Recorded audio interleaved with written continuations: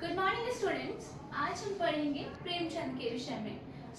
प्रेमचंद का जन्म 31 जुलाई 1880 को वाराणसी के पास के गांव लम्ही गांव में हुआ था।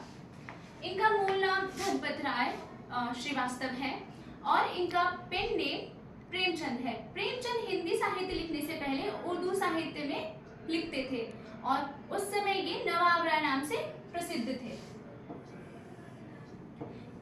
इनके साहित्यिक परिचय की बात करें तो नवाब राय के रूप में इन्होंने 1907 से 1910 तक काम किया। उसके बाद इनकी राइटिंग्स हिंदी में शिफ्ट हुई।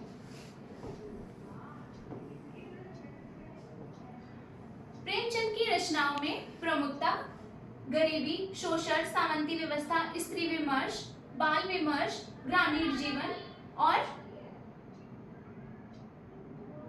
किसान जीवन आदि आते हैं। प्रेमचंद के उपन्यासों के बारे में हम जानते ही हैं कि प्रेमचंद को उपन्यास सम्राट कहा जाता है। इनके प्रमुख उपन्यास हैं गोदान, सेवा सदन, निर्मला, कर्मभूमि, प्रेमाश्रय, मानसरोवर 8 भागों में है। इनकी कुछ कहानियां हैं। प्रमुख कहानी मानसरोवर इनका कहानी संग्रह है वास्तव में, और इनकी प्रमुख कहानियां हैं कफन, पूस की रात, पंच परमेश्वर, दो बैलों की कथा, बड़े घर की बेटी, शतरंज के खिलाड़ी इत्यादि।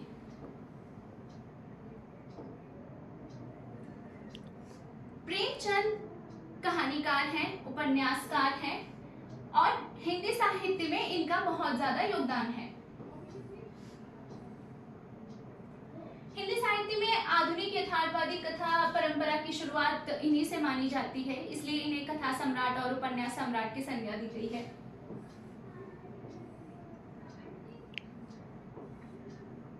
इनकी भाषा शैली के विषय में यदि बात करें तो इनकी भाषा अत्यंत ही सरल, सहज और बोलचाल के निकट है। कथानक में जीवन के यथार्थ का सूक्ष्म अवलोकन है। पात्र बहुआयामी होते हैं, प्रासंगिक होते हैं और मनोवैज्ञानिक रूप से जटिल होते हैं। व्यंग, विडंबना और करुणा का संतुलन होता है। भावात्मक नहीं, तथ्यपरक तथा नैतिक दृष्टि से इनका साहित्य बहुत उन्नत है।